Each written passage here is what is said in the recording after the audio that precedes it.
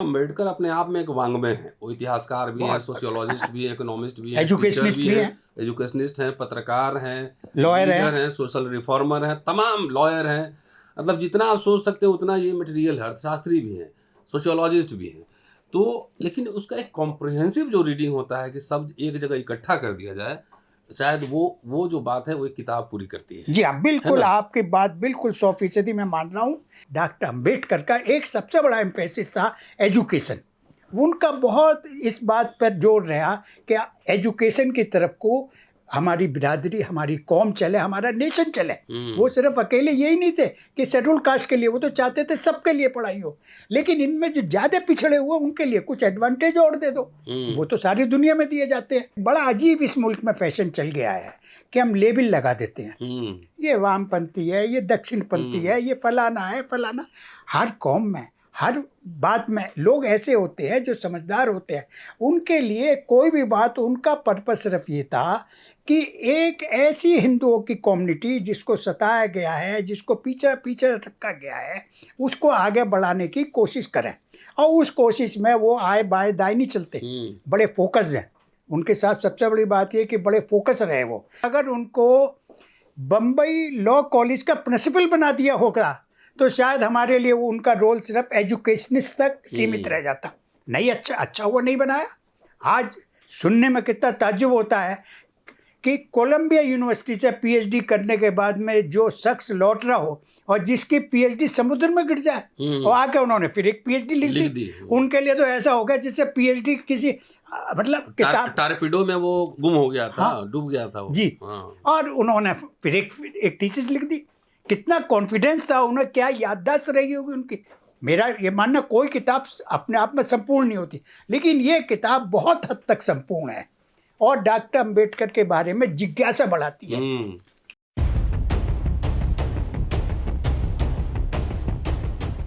दोस्तों, रतनलाल बोल रहा हूँ और आप देख रहे हैं अम्बेडकरनामा। आप जानते हैं कि अम्बेडकरनामा पर किताब पर चर्चा एक सीरीज हम चलाते हैं, जो इस समय के जो महत्वपूर्ण किताबें हैं उसके बारे में बात करते हैं और आप तक सूचना पहुंचाते हैं। आपको याद होगा 2023 में एक किताब छपी थी और लेखक थे Ashok Gopal, apart apart biography of Ambedkar. मैं उस किताब के विमोचन में भी शामिल था, जिसमें जयराम रमेश भी थी, अशोक गोपाल साहब भी थे, और मैंने अशोक गोपाल साहब का एक इंटरव्यू भी किया था। और उसी समय मैंने उस इंटरव्यू में, आप लिंक में वो वीडियो का डाल दूंगा, वो भी देख सकते हैं, मैंने कहा था ये किताब हिंदी और अन्य भाषाओं में आनी चाहिए। 2023 से लेकर 2026 उस किताब के बारे में बहुत ही शानदार रिव्यू आया है। मैं कुछ नाम आपको सुना देता हूँ।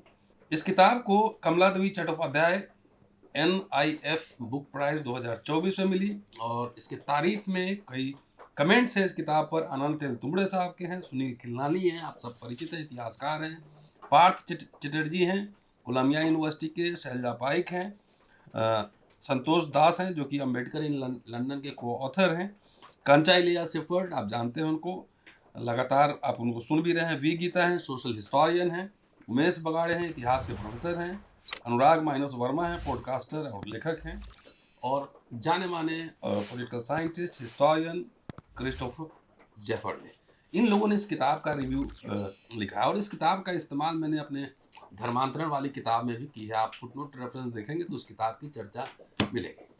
हिंदी पाठक के लिए बहुत ही अच्छा अवसर, वो किताब अब हिंदी में आ चुकी है। ये किताब मैं आपको दिखा रहा हूँ, कवर पे भी आप देखेंगे, थंबनेल में भी रहेगा ये फोटो।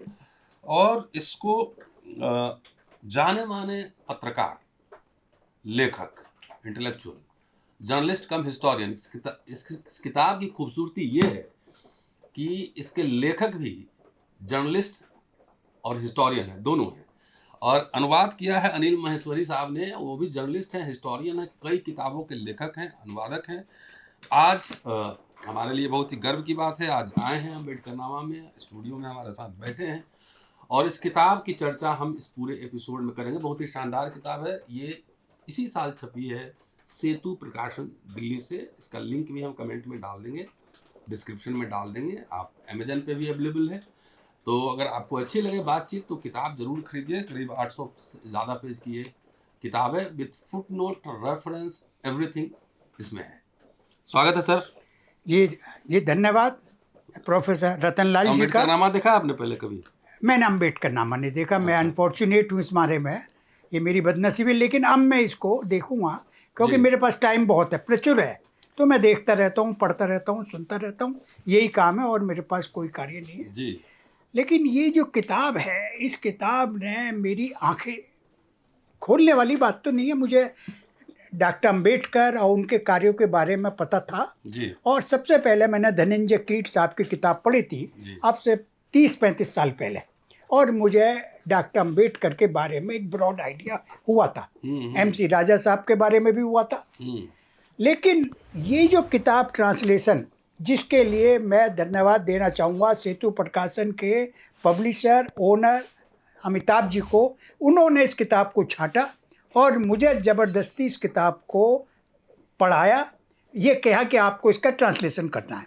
ट्रांसलेशन में आपको एक एक वर्ड पढ़ना पड़ेगा। किताबें मैं पढ़ता हूँ, काफ़ी शौक है मुझे, लेकिन मैं पेज स्किप कर जाता हूँ और कर जाते हैं और भी लोग जो पढ़ते हैं, लेकिन इसमें तो एक एक वर्ड पढ़ना पड़ा। इसके बाद मुझे लगा कि इस किताब में जितना ईमानदारी से और जितनी मेहनत से अशोक गोपाल ने काम किया है, जी, जी, जी। अशोक गोपाल से जब मैं मिला तो मुझे एक बहुत ही जेंटलमैन मिले, जेंटलमैन है वो, और उन्होंने 8-9 साल तक इतना इसके ऊपर काम करा, वो धन्यवाद के पात्र है कि उन्होंने डॉक्टर अंबेडकर को सही दिशा में, सही तरीके से, डॉक्टर साहब पे बहुत किताबें आई, पहले भी आई, आगे भी आएंगी और आनी चाहिए। ये तो निरंतर एक प्रोसेस है जो चलते रहना चाहिए अगर आदमी को विचारों को जिंदा रखना है, और उनके विचार इस लायक हैं कि उनको जिंदा रखा जा। उन्होंने एक कौम के लिए, एक नेशन के लिए, यहाँ कौम से मेरा मतलब कोई कम्युनिटी से नहीं है, कौम से मेरा मतलब है नेशन। इस नेशन के लिए जो उनका कार्य है, मैं ये मानता हूँ कि पिछली सदी में हमारे 3 लोग ऐसे हैं जिनके कार्य हमें बराबर देखने चाहिए, गांधी जी, डॉक्टर अंबेडकर और सर सैयद अहमद। अनफॉर्चुनेट बात यह कि सर सैयद अहमद पे कोई ऐसा बड़ा काम नहीं है कि उनके तो कलेक्टेड वर्क्स भी नहीं छपे अब तक, जबकि सरदार पटेल के भी छप चुके, गोविंद वल्लभ पंत के भी छप चुके, अंबेडकर साहब के तो है ही है, गांधी जी के हैं, जवाहरलाल जी के हैं, लेकिन सर सैयद साहब के, और जबकि एक पूरी यूनिवर्सिटी ये कहती है कि सर सैयद साहब ने बनाई, और आज भी उनके लिए, उनको हालांकि इस्लाम में बुत परस्ती मना है, लेकिन उनको बुत की तरह बना दिया। बुत तो नहीं बनाना चाहिए। डॉक्टर अंबेडकर को हम बुत ना बना के, इस किताब में गोपाल साहब ने उन्हें एक आदमी की तरीके से देखा, और क्या जीनियस आदमी रहे होंगे वो, किस तरीके से ये वाला मूवमेंट, छोटे छोटे मूवमेंट जिन्हें हम एक एक पैरे में खत्म करते हैं, उन मूवमेंट से उनके बारे में छोटी छोटी बातें भी गोपाल साहब ने इकट्ठी करी। अच्छी बात ये, गोपाल साहब हैं तमिल ब्राह्मण, लेकिन क्योंकि पुणे में रहते हैं और वहीं पैदा हुए, उनके पिताजी वहाँ सर्विस करते थे, वो गोपाल साहब मराठी भी जानते हैं। तो मराठी में जितना काम डॉक्टर अंबेडकर पे हुआ है, और ओरिजिनल मटेरियल जितना मराठी में, क्योंकि उनका कार्य भूमि वही थी, उनका कार्य क्षेत्र वही था, उस सब तक इनके एक्सेस थी, और ये उनकी पेशेंस थी अशोक गोपाल की कि वो उस सब तक पहुँचे। उन्हें कोई जल्दी नहीं थी इस किताब के लिखने की, 2 महीने में लिख के, 4 महीने में लिख के, उन्होंने 8 साल तक इसमें बराबर मेहनत करी और अपनी मेहनत में कामयाब हुए।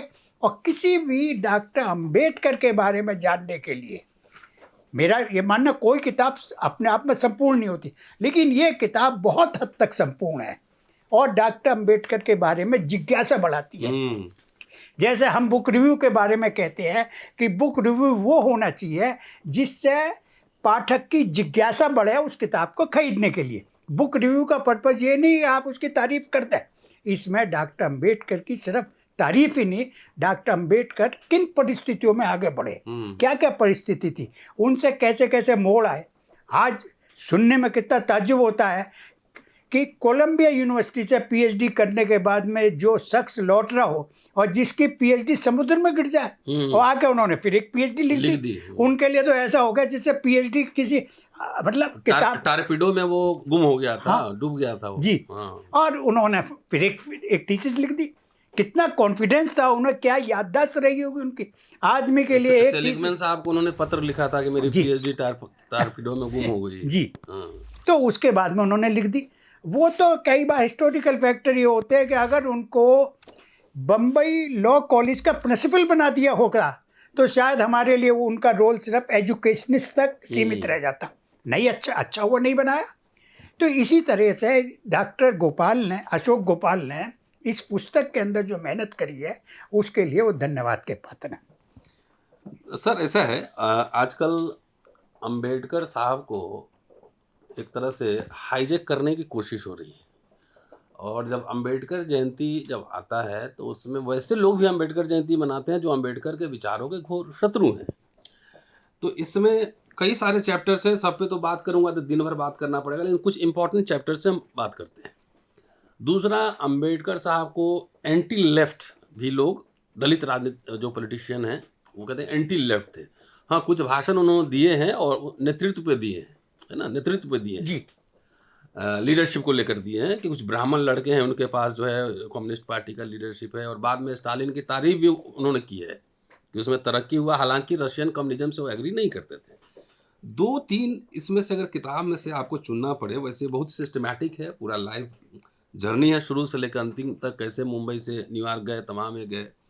लेकिन एक चैप्टर है इसमें बाम झुकाव, इसको पढ़ते हुए उसमें इंडिपेंडेंट लेबर पार्टी का उन्होंने जिक्र किया है, तमाम किया है, और बाद में शेड्यूल कास्ट फेडरेशन बनाते हैं और उसका मैनिफेस्टो भी निकालते हैं। तो ये पढ़ के आपको मतलब क्या लगा? उन्होंने तो सीधा और सीधा आरएसएस, हिंदू महासभा, जनसंघ से किसी भी तरह के समझौते से इनकार किया था। तो कैसे देख रहे हैं अम्बेडकर को आप एज ए पॉलिटिशियन? देखिए, एज ए पॉलिटिशियन वो बहुत सिंपल से आदमी लगे मुझे, कोई तेज तर्रार से नहीं, वरना गांधी जी के सामने झुकना, जबकि उस टाइम मजबूरी उनकी नहीं थी, गांधी जी की मजबूरी थी। अगर वो अपने हट पे अड़ जाते उस टाइम, और ये हमारे एक बड़ा अजीब इस मुल्क में फैशन चल गया है कि हम लेबल लगा देते हैं, ये वामपंथी है, ये दक्षिणपंथी है, ये फलाना है फलाना। हर कौम में, हर बात में लोग ऐसे होते हैं जो समझदार होते हैं, उनके लिए कोई भी बात, उनका पर्पस सिर्फ ये था कि एक ऐसी हिंदुओं की कम्युनिटी जिसको सताया गया है, जिसको पीछे पीछे रखा गया है, उसको आगे बढ़ाने की कोशिश करें। और उस कोशिश में वो आए बाएं दाएं नहीं चलते, बड़े फोकस हैं उनके साथ। सबसे बड़ी बात ये कि बड़े फोकस रहे वो। लेकिन अब उसमें ये मानना कि पॉलिटिकल सर्कमस्टेंसेस ऐसे हो गए, मालवीय जी ने कितना प्रेशर डाला उनके ऊपर, पूना पैक्ट कितना बड़ा हुआ, हिंदुस्तान भर के सारे नेता वहाँ इकट्ठे हो गए। अब एक अकेला आदमी, उसकी जान को इतने सारे इकट्ठे हो, जबकि उनके अपने ग्रुप में भी कुछ लोग एमसी राजा उनके खिलाफ थे। हालांकि एमसी राजा उनसे, उस टाइम एमसी राजा उनसे ज़्यादा काबिल थे। एमसी पहला तो मेंबर वही थे ना वायसराय काउंसिल में, और हाँ। जब वो गए थे लंदन जी, तो पहले एमसी राजा उनके समर्थन में चिट्ठी लिखा था जी। हाँ। फिर गुड़गांव में जो है एक सभा हुई थी, दलित कॉन्फ्रेंस जी, उसके बाद वो अम्बेडकर के खिलाफ हो गए थे। हाँ जी। तो वो ये तो पॉलिटिकल है, लेकिन डॉक्टर अम्बेडकर को ये वामपंथ का कहना यही है, उनका फोकस सिर्फ ये था कि शिक्षा के लिए। जैसे मोहम्मद साहब का था, उनका मोहम्मद साहब का सबसे पहला कहना ये था कि एजुकेशन के लिए चाहे चीन भी जाओ पढ़ने, एजुकेशन तो करो। डॉक्टर अम्बेडकर का एक सबसे बड़ा एम्फेसिस था एजुकेशन। उनका बहुत इस बात पर जोर रहा कि एजुकेशन की तरफ को हमारी बिरादरी, हमारी कौम चले, हमारा नेशन चले।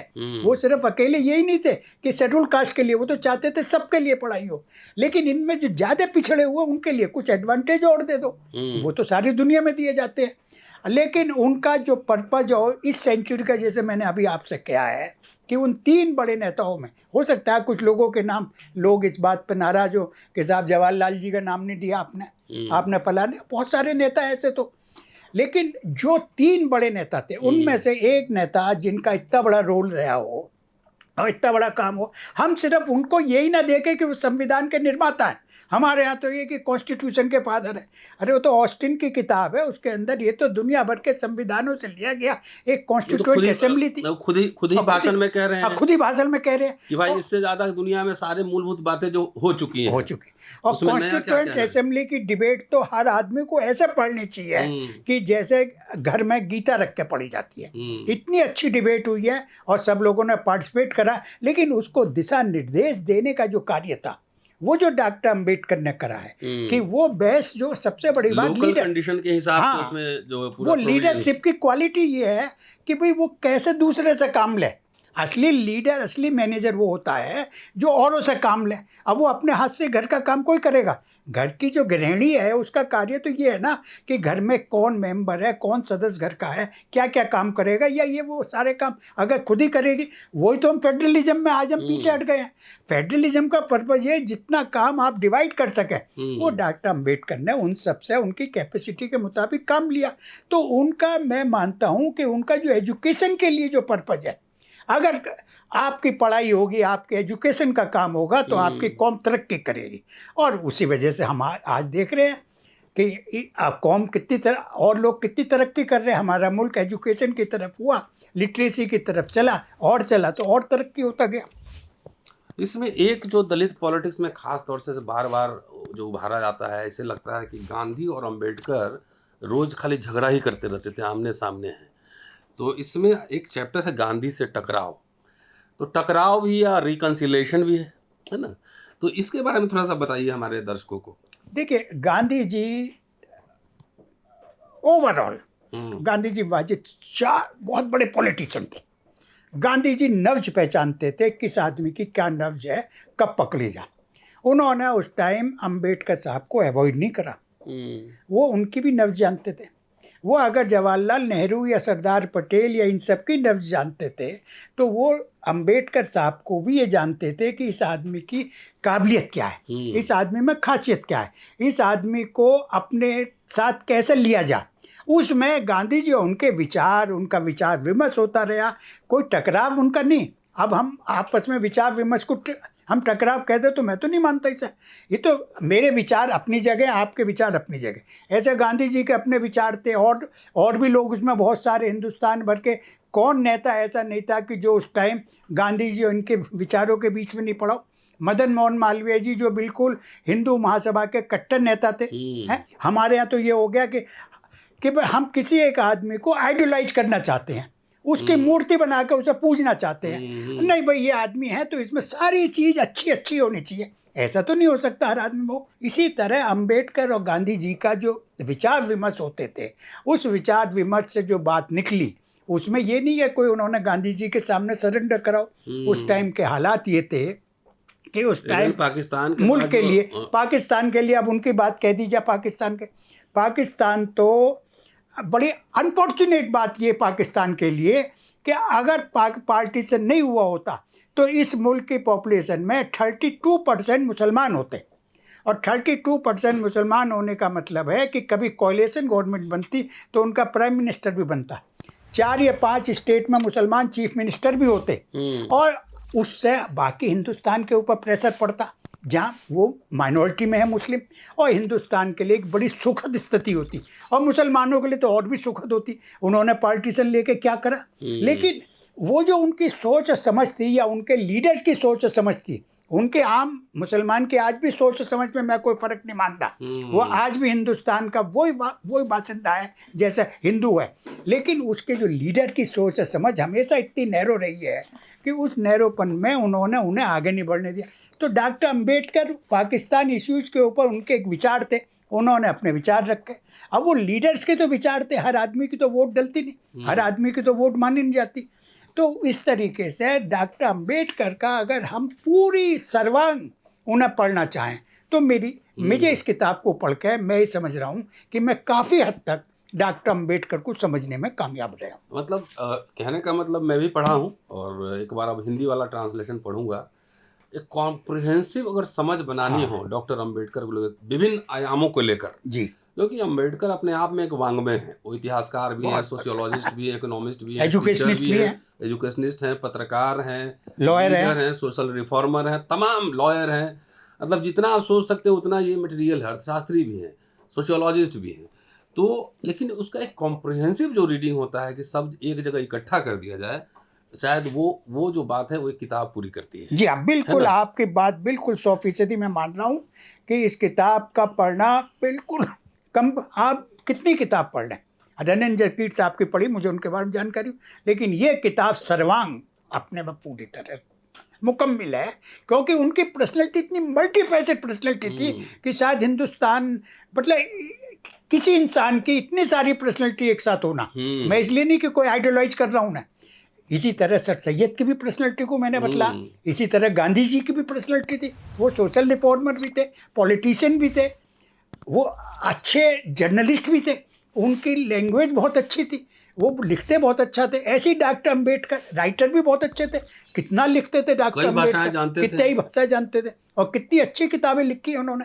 तो उनकी जो पर्सनैलिटी, ये तीनों लोगों की पर्सनैलिटी ऐसी रही, उनमें हम, क्योंकि इस किताब के बारे में डॉक्टर अंबेडकर के बारे तक हम महदूद हैं, डॉक्टर अंबेडकर के लिए सर्वांग वांग में ये है। एकदम एक आखिरी सवाल, क्योंकि बहुत सारे चैप्टर्स हैं, इसलिए मैंने कहा कि कॉम्प्रिहेंसिव रीडिंग के लिए किताब पढ़ना जरूरी है। सामाजिक सुधार की चुनौतियां और सद्धम दोनों एक दूसरे से लिंक्ड है। जी कि मुझे याद है बार्शी में उन्होंने 1924 में एक भाषण किया था, इस किताब में जिक्र है उस जी भाषण का, कि उन्होंने कहा था कि भाई दलितों को हिंदू धर्म छोड़ देना चाहिए, और उस समय इस्लाम की वकालत उन्होंने की थी। बाद में इस्लाम वाला आइडिया भी छोड़ दिया उन्होंने, फिर वो सिखिज्म की ओर भी थोड़ा सा पलटे, थोड़ा क्रिश्चियन लोगों से भी बातचीत हुई, तमाम ये सब चल रहा है अब। लेकिन अल्टीमेटली वो बुद्धा की ओर लौटते हैं, है ना? तो इसमें एक चैप्टर है सामाजिक सुधार की चुनौतियां, और लास्ट में सधम, सब मतलब धम्मा से जुड़ा हुआ है। इसके बारे में जरा हमारे दोस्तों को बताएं। देखिए, हम अंग्रेजी में से कहते हैं प्रेगमेटिक, क्या हाँ, कहेंगे प्रेगमेटिक को? जॉन डेविस से लिए थे व्यवहारवाद, एक तरीके से हाँ, प्रेगमेटिज्म। व्यवहारवाद। हाँ। डॉक्टर अंबेडकर पूरी तरह व्यवहारवादी थे। उन्होंने जहाँ एक बार ये सोचा कि मुसलमान बनना चाहिए, उन्होंने फिर बाद में क्या कि नहीं, कुछ भी बन जाना, मुसलमान मत बनना, उस धर्म की क्या बात लगी उन्हें। उसके बाद वो बुद्धा की तरफ आए, और बुद्धा में भी हिंदुस्तान की कल्चर में एक ऐसी बात है कि हिंदुस्तान में उस सनातन धर्म ने बुद्धा को भी विष्णु का अवतार बना दिया। उसे भी कहते हैं हमारा यही है, उसमें तो कोई रिलीजन और बुक तो है नहीं वो। आज भी अगर मेरे घर के पास में, जहाँ मैं पैदा हुआ, मोहल्ले के अंदर पैदा हुआ, उसके बराबर में जो मोहल्ला था उसका नाम था चमार दरवाजा, अब जाटव गेट हो गया, मेरठ में। अम्बेडकर साहब वहाँ गए थे।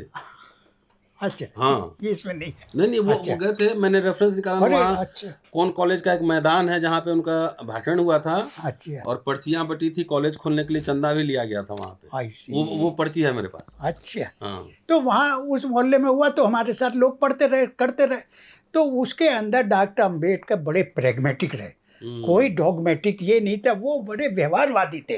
तो उसमें अब बुद्धा का जो है, अब अगर बुद्धा की तरफ को मुड़े तो बुद्धा का भी है, वरना हर धर्म में अपनी अपनी तरह। मैंने तिब्बतियन बुद्धिज्म पर काम करा, उनके अंदर भी बहुत सारी ऐब आ गए, उनके अंदर भी बहुत सारे।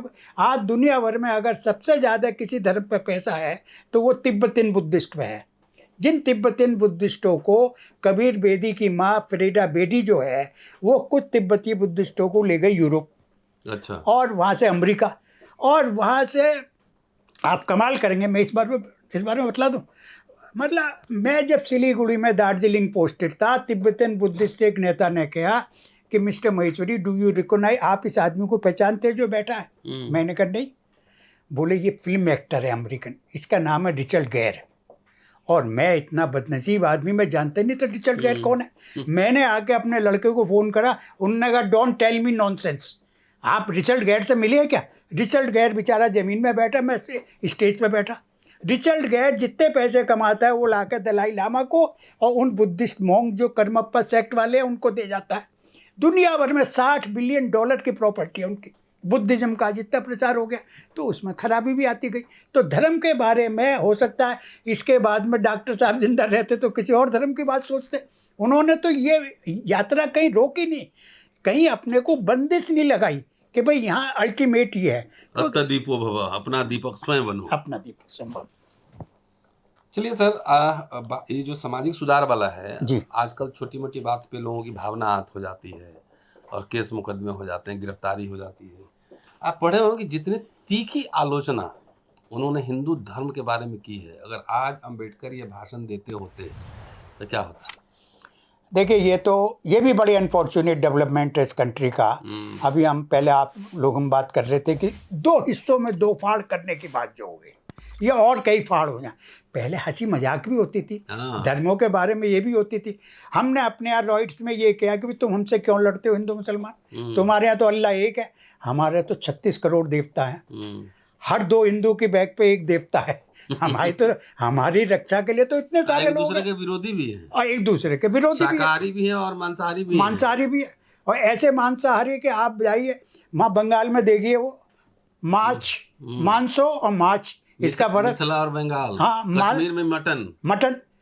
कश्मीर में वो प्याज और वो लहसुन नहीं डालते, अपने मटन में प्याज लहसुन नहीं डालते। वो कहते नहीं, ये तो तामसिक भोजन है। मीट खा रहे हो, मटन खा रहे हो, लेकिन तामसिक भोजन। ये मुल्क बड़ा मज़ेदार है और बड़ा डिफरेंट है, इसलिए इसके अंदर। लेकिन अब जो आपने कहा है बात बिल्कुल सही है। ये जो हमारे विचारों का, और ख़ास तौर से जो लोग मुखरित हैं, मैनिफेस्टेड है, वो ज़्यादा इस बात को कर रहे हैं, वो आम जनता नहीं कर रही। मैं अगर अपने शहर मेरठ जाता हूँ तो मुझसे उसी तरह से सब लोग मोहब्बत से बात करते हैं, जिस मोहब्बत से अब से 10 साल पहले करते थे। लेकिन यहाँ आओ तो दूसरे से बात करते वक्त ये सोचना पड़ता है कहीं ऐसा तो नहीं मेरी बात का बुरा मान जाए, या दूसरा सचमुच में बुरा मान जाता है, या उस पर कोई कहता है केस चला दो, डिफेमेशन नहीं हुआ, एक डंडा हो गया, जिसकी मर्जी आप पुलिस कांस्टेबल की तरह अपना डंडा चला दो। तो इस टाइम डॉक्टर साहब के विचारों का प्रचार इसलिए कि उनके कितनी सहनशीलता थी। मालवीय जी जो हिंदू महासभा के बिल्कुल सर्वोपरि नेता, और वो उनके पास कितने दिन तक रहे, उन्हें समझाते रहे, उनसे विचार विमर्श करते रहे। मुझे से मालवीय जी का नाम हम तो मुझे का नाम हम लोग कम जानते हैं, लेकिन मुझे ये सब लोग उनके से बातचीत करते रहे। तो आफ्टर ऑल वो भी बड़े काबिल आदमी थे, उन्होंने भी समझा कि इस आदमी से गाली गलौज नहीं, संवाद किया और एक दूसरे के लिए लिहाज करी। और अम्बेडकर साहब ने भी लिहाज करी, वरना बात ही नहीं करते कि मैं तो आपसे बात नहीं करता, आप कौन है। आज की डेट में यही है, either you are with me और यू आर अगेंस्ट मी। जो जॉर्ज बुश ने कहा था 9/11 के बाद, या तो हमारे साथ हो खिलाफ हो। बोले ये भी कोई बात है भाई, हम विचारों का मतभेद हो सकता है, मनभेद तो नहीं होना चाहिए, मतभेद करो।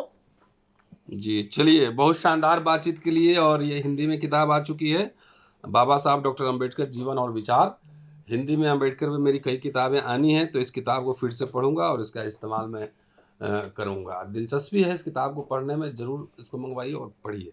सब कुछ एक साथ पैकेज है, पूरा पैकेज। शुक्रिया, देखते रहिए अम्बेडकर। बहुत बहुत धन्यवाद प्रोफेसर साहब, आपने इतना वक्त दिया। आप तो स्कॉलर हैं, हम तो देखिए, हम तो वैसे आप मेरे से ज़्यादा किताब छाप चुके हैं। अरे हम तो जर्नलिस्ट हैं, जर्नलिस्ट। हम कभी बुद्धिज्म पे भी किताब लिख दी, कभी कश्मीर पे लिख दी।